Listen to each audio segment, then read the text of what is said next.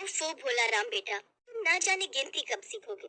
उन्होंने 3 प्लेट भजिए लिए हैं और 20 रुपए की एक प्लेट है, तो उस हिसाब से इनके पैसे हो गए 60 रुपए। भाई साहब, आप इसे 60 रुपए दे दीजिए। ग्राहक भोला राम को 100 रुपए दे देता है। माँ, इन्होंने 100 रुपए दिए हैं। अब मैं इन्हें कितने लौटाऊं?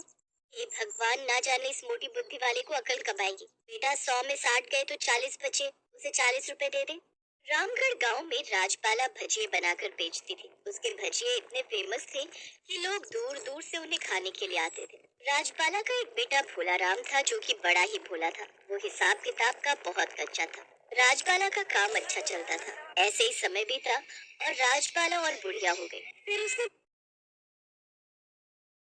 भोलाराम की शादी पड़ोस के गांव की एक लड़की कोमल से करवा दी। एक रोज राजबाला अपनी बहू से, तूने मेरे मंद बुद्धि बेटे से शादी करके हम पर उपकार किया है बहू। अच्छा, अब मैं भजिए बना लेती हूँ, फिर ठेला भी लगाना है।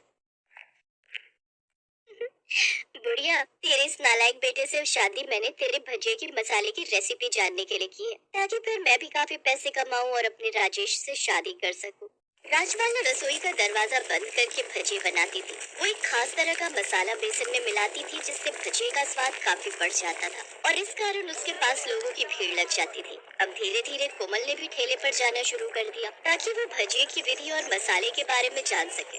वहाँ ठेले पर लगी भीड़ देखकर कोमल हैरान रह गई। काम के दौरान कोमल जब भी राजपाला से रेसिपी पूछती, वो हमेशा कहती, बहू अभी नहीं, मैं तुम्हें बाद में बताऊंगी।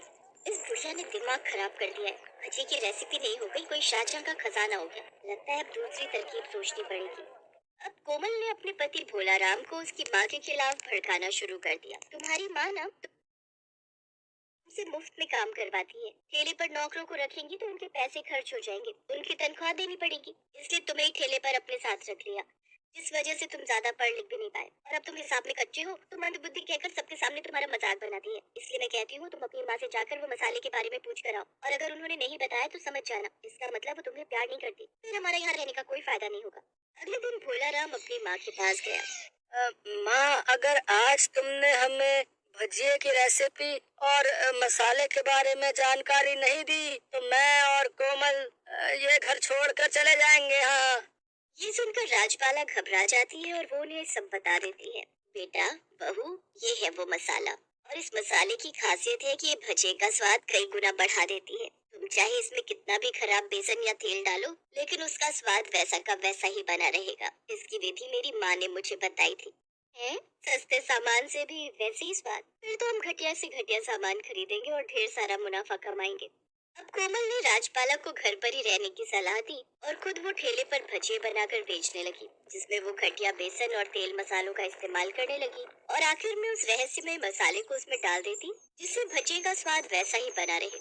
2 दिन तक उसके पास ग्राहक आए और उसने खूब मुनाफा कमाया, लेकिन तीसरे दिन उन सबको उल्टियां होने लगी और सबकी तबीयत खराब होने लगी, जिससे परेशान होकर ग्राहकों ने उनके खिलाफ पुलिस कंप्लेंट कर दी। फिर क्या था, पुलिस आई और उन्हें पकड़ कर ले गई।